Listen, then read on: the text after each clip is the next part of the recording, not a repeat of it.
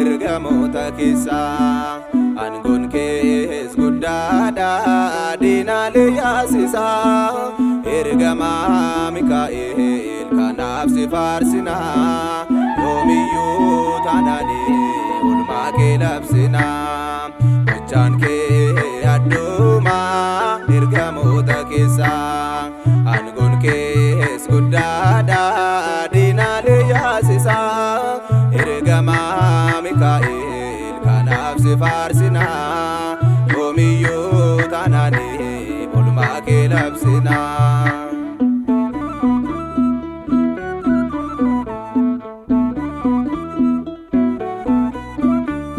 Angaafa jedhamta aangoo keen dursite ergamaa Mikaa'el rakkoo nu oolchite afoomyaan dhiphannaa nati kan millatte samiirraa dhufuu keen jabina argatte gochaan kee addumaa ergamoota keessaa aangoon kees guddaadha diinaalee yaasisaa ergamaa Mikaa'el kanaaf si faarsina yoomiyyuu taanaanii oolmaa kee labsina.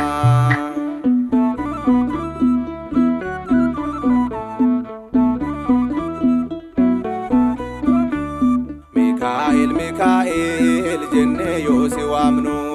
maqaa kee faarfachuu nuti yoomuu hin quufnu eebba kee barbaacha mana kee akka dhufnu sin jabaannee jirra tasuma yoon qufnu gochaan kee addumaa ergamoota keessaa aangoon kees guddaadha diinaalee yaasisaa ergamaa Mikaa'el kanaaf si faarsina yoomiyyuu taanaanii oolmaa kee labsina.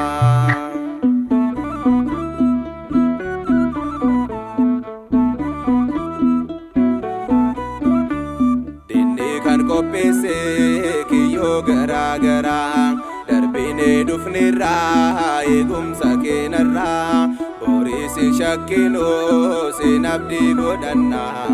maqaa kee waammannee nuti ni mo'anna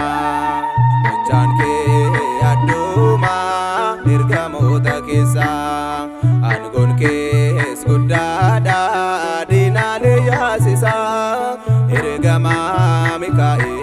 kanaaf si faarsina yoomiyyuu taanaanii oolmaa kee labsina.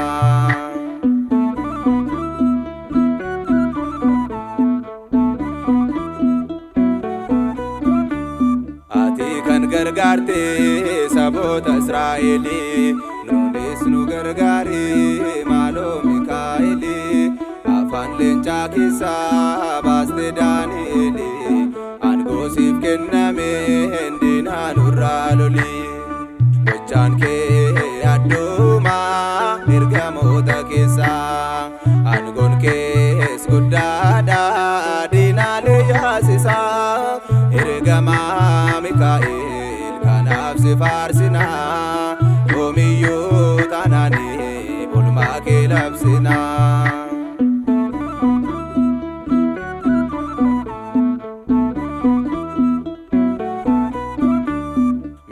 Mikaa'el jennee yoo si waamnu maqaa kee faarfachuu nuti yoomuu hin quufnu eebba kee barbaacha mana kee akka dhufnu sin jabaannee jirra tasuma yoon qufnu gochaan kee addumaa ergamoota keessaa aangoon kees guddaadha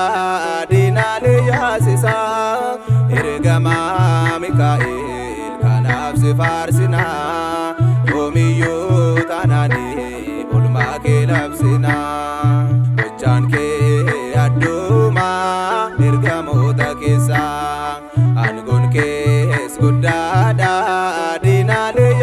dansa ergama Mikaa'el kanaaf si faarsina yoomiyyuu taanani walumaa kee labsina.